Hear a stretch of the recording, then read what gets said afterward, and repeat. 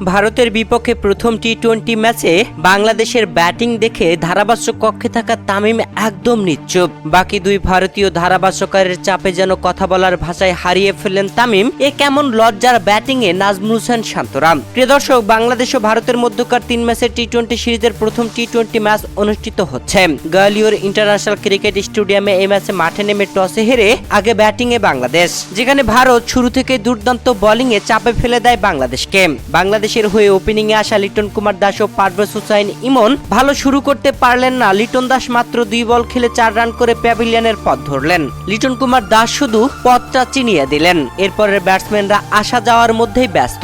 আরেক ওপেনার পারভেজ হুসাইন ইমন 8 রান করে প্যাভিলিয়নের পথ ধরলেন। তবে অনডাউনে আসা অধিনায়ক নাজমুল হোসেন শান্ত 25 বলে 27 রান করে প্যাভিলিয়নে ফিরেছিলেন। তাহিদ হৃদয় তো মাত্র 12 রান করে প্যাভিলিয়নে ফিরলেন 18 বল খেলে। মাহমুদুল্লাহ রিয়াদ 2 বল খেলে 1 রান করে।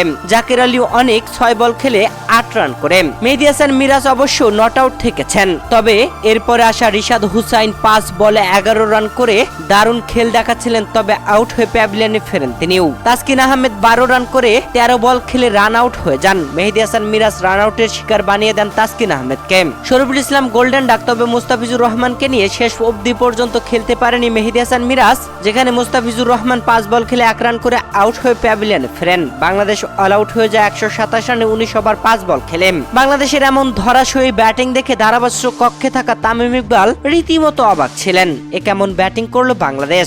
এমন ব্যাটিং নিয়ে কিভাবে ম্যাচ জিতবে?